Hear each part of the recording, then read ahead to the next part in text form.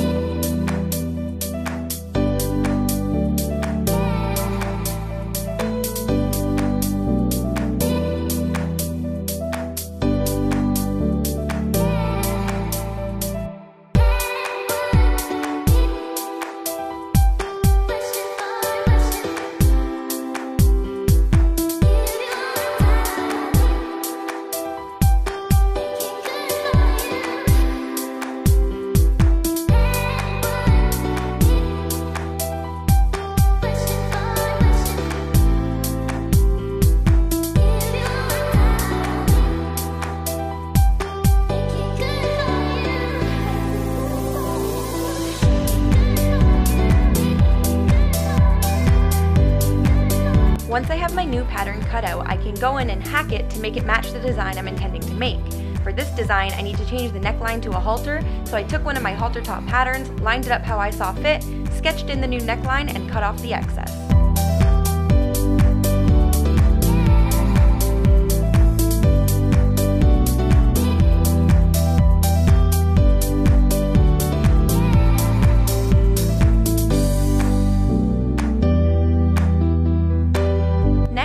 To turn the back of the bodysuit into a scoop, so again, I just went in and I sketched that into the pattern, remembering to keep a 1/2 inch seam allowance since we will be folding elastic into the edge. Once I'm happy with the look, I go in and I cut right along the new back line.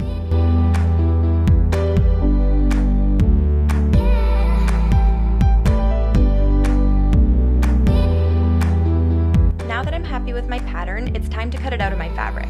For this design, I decided I wanted to do a white lycra overlaid with a white lace plus lining, so the actual cutting of the patterns took a really long time since there were so many layers.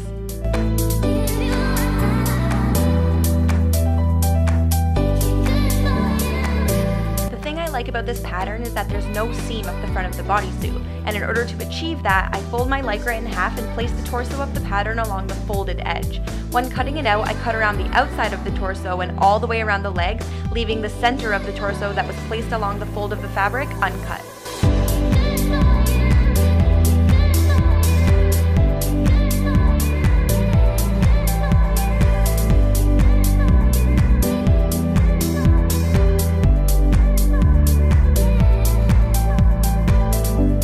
Is the back side of your bodysuit, which is 2 separate pieces. So just place your pattern onto your fabric, weigh it down or pin it in place, and then cut it out. Since there is only one pattern piece for both sides, be sure you flip your pattern over before you cut out the other side to make sure you have 2 opposite pieces.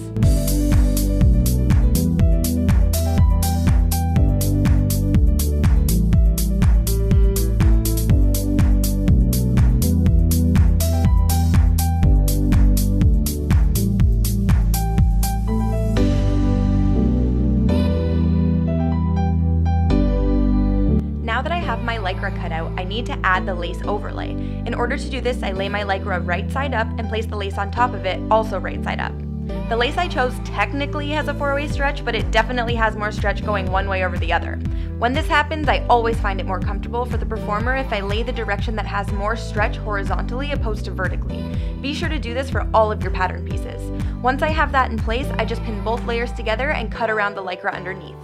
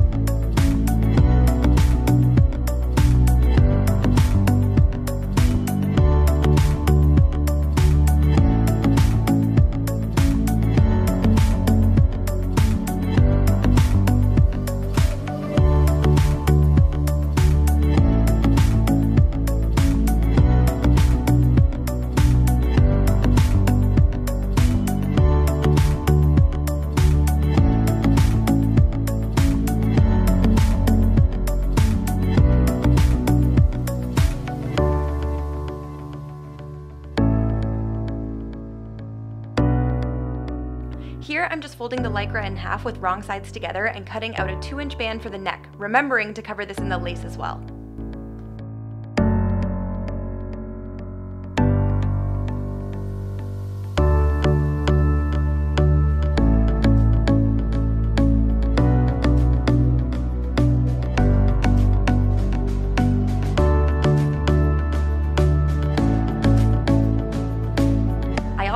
Cut out 1-inch bands that I'll be using to cover white elastic for the straps that I'll be adding to the costume later.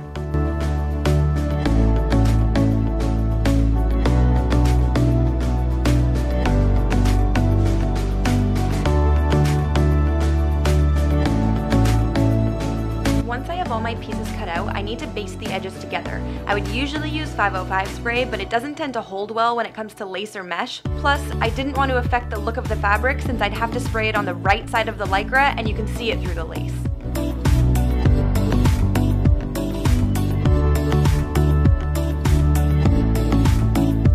All I'm doing here is stitching around all of the edges with a wide zigzag to hold the layers in place.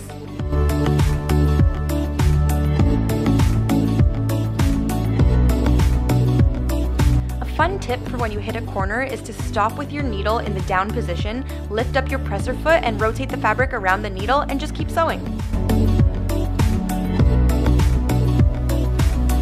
Once I have everything basted, I need to add a lining because white is so transparent. For this costume, I chose to go with a nude lining so it would make the underlying white more of an off-white so the lace could pop a little bit more. If I went with a white lining, the Lycra underneath would have been pure white and the detailing of the lace on top would have been more difficult to see. To add the lining, I just lay my lining fabric out flat, place the basted pattern on the lining wrong sides together, and 505 it in place. Once it's in place, I use my rotary cutter to cut along the edges. And once I have my pieces cut out, it's finally time to start assembling the bodysuit.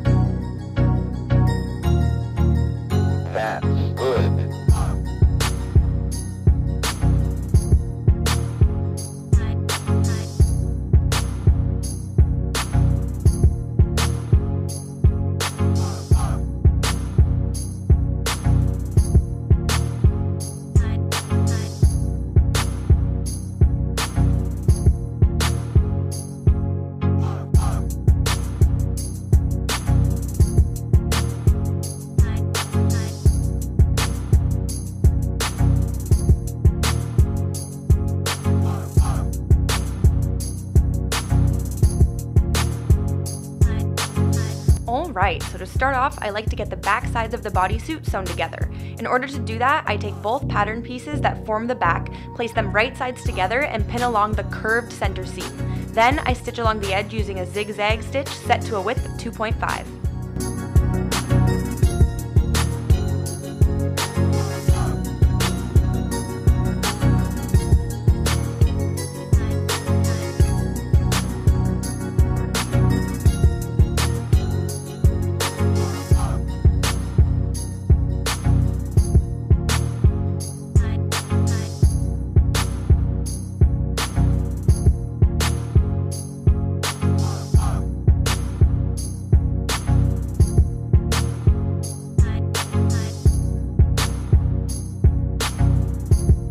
Because I placed the direction of the lace that had the most stretch on the horizontal axis, the bodysuit should maintain good stretch throughout, even with the addition of the lining.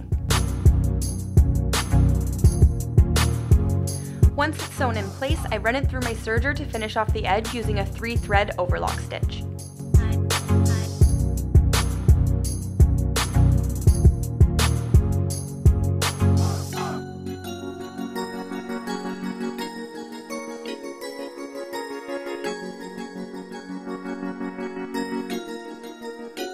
After I have both sides of my bodysuit ready, I place the front and back right sides together and pin all along the side seams. Again, I just run that through my machine using a zigzag and finish the seams with my serger.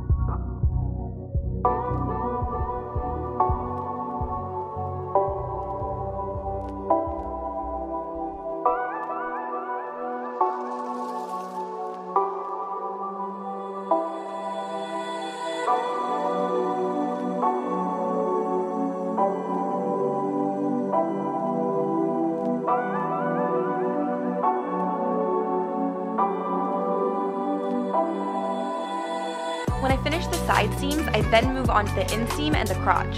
The first thing I do is ensure the center seam on the back of the bodysuit is lined up with the center of the crotch on the front and pin that in place, right sides together. Once that's in place, I just pin down the inseam of both legs and take it over to my machine.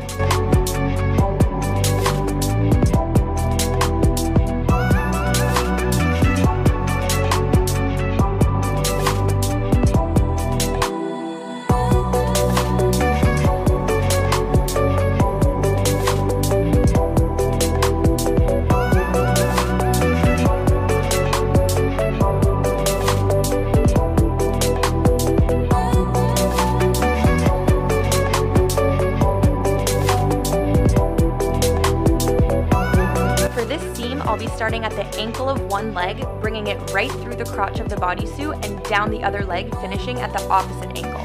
The crotch is the most difficult part to sew, so just take your time and try to hold the area as smooth as you can while you run it through the machine.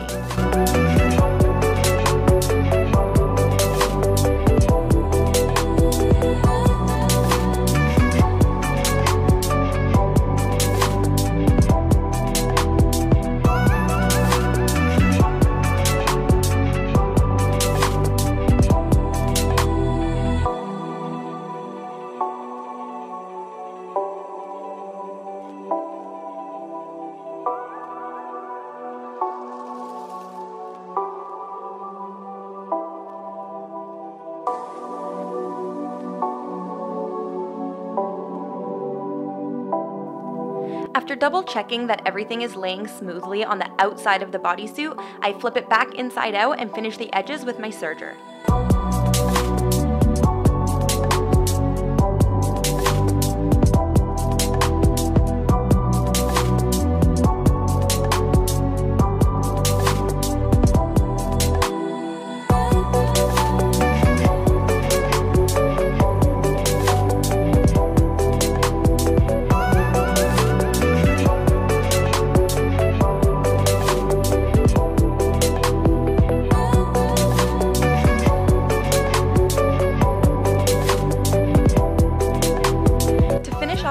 Of the halter top and the scoop back, I'm going to be using 1/2 inch elastic. I just place the elastic right along the edge, fold it inwards, and sew it in place using a wide zigzag set to a width of 4.5. As I sew along the elastic, I like to try to have one stitch go into the elastic and one go into the inside edge, just missing the elastic, to make sure it's fully enclosed in the fabric and that the edges don't roll outwards.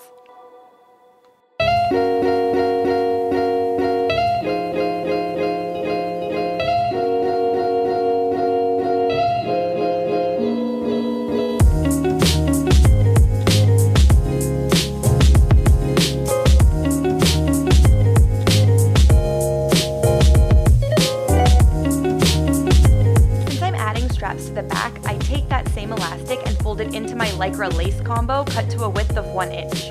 I just sew right along the middle of the elastic with a wide zigzag to hold everything in place.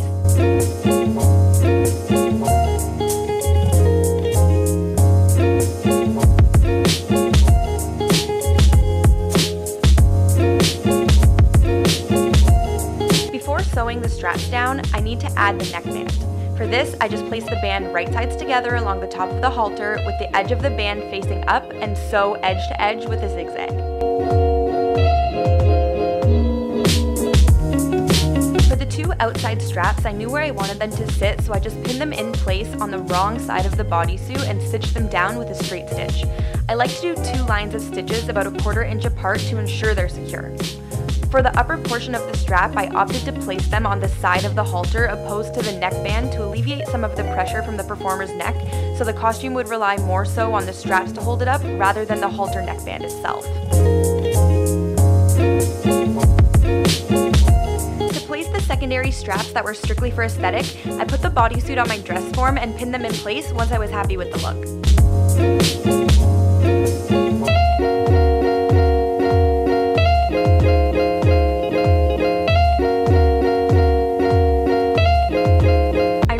After the fact that I needed to finish off the edges of my neckband, so I quickly ran it through the serger before sewing the secondary straps in place.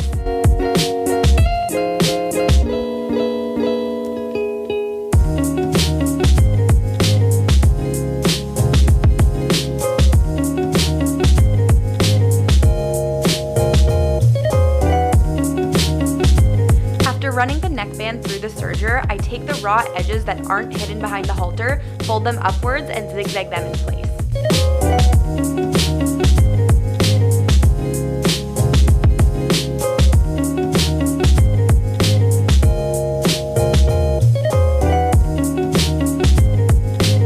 I also needed to add the neck clasps, so I pulled each side of the fabric through the 1-inch clasp, folded the excess fabric inwards, and sewed it in place with a straight stitch.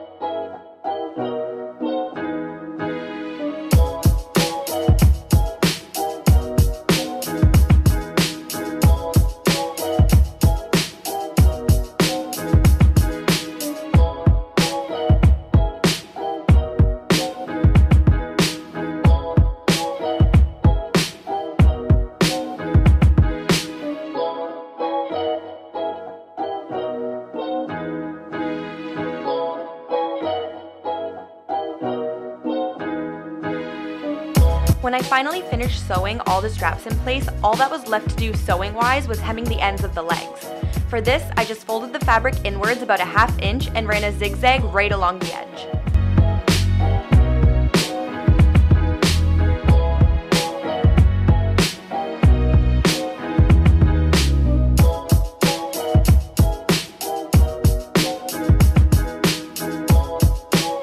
Next up was crystals. I only wanted to add a few to the neck and chest for this costume to add a little extra shine on stage. Since this is an aerial hoop costume, any crystals along the back or stomach areas could poke into the performer depending on the tricks or choreo they have in their routines, and with all the friction, they would likely end up coming off on their own eventually anyways.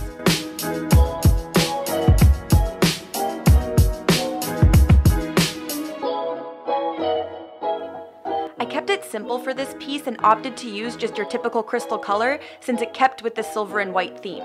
As usual, I used my tweezers to pick up the crystals while using E6000 as my glue.